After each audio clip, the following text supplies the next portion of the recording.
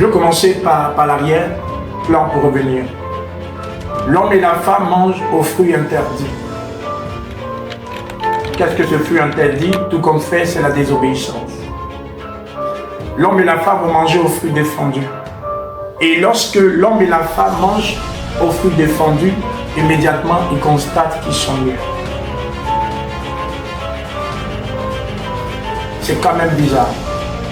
L'homme et la femme savaient qu'ils étaient nus. En réalité, ils étaient nus, mais ils ne savaient pas qu'ils étaient nus. Mais juste après le péché qu'on appelle le péché adamique, le péché originel, c'est-à-dire le péché d'origine, le premier péché, Adam et Ève voient qu'ils sont nus.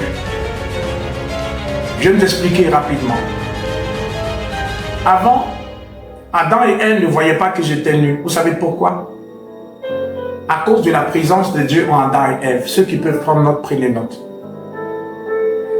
Vous allez voir que quand Dieu a créé les poissons, Dieu n'est pas allé fabriquer les poissons. Dieu a dit que les eaux produisent. Comprenez? Que les eaux produisent. Que la terre produise. Que le ciel produise. Dieu a fait tout ce qu'il devait faire, la faune et la flore, avant d'établir l'homme. Mais quand il crée l'homme, il va faire quelque chose de très important. Il va souffler un souffle dans les narines de l'homme.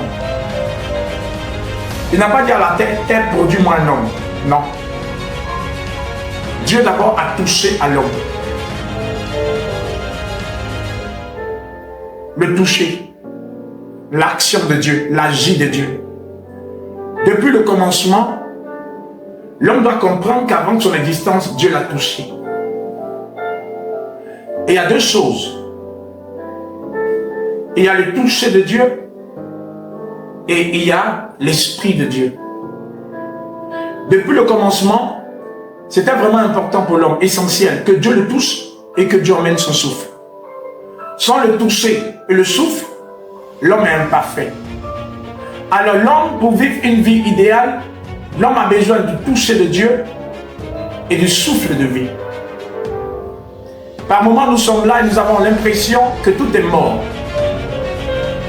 L'homme est haché. Pour que l'homme puisse vivre, il a besoin du toucher. Toucher, c'est intervention. Et le souffle de l'esprit. Sans l'intervention de Dieu, ou sans le souffle de Dieu, l'homme est mort. L'homme ne pourra vivre. Donc l'homme vit à cause de deux choses. Du toucher et de l'esprit. Quelqu'un peut mettre cela en commentaire. Le toucher de Dieu et l'esprit. L'agir de Dieu et l'esprit. Ce qui donne à l'homme de vivre. Ce qui donne à l'homme d'être une âme vivante. Ce qui donne à l'homme de tenir sur pied. Il y a l'agir de Dieu. Il y a le courant de l'esprit. Retenons cela d'abord. Avant d'aller un peu plus loin, ce qui donne à l'homme de tenir sur pied, d'être une âme vivante, il y a l'agir de Dieu, il y a le souffle de Dieu.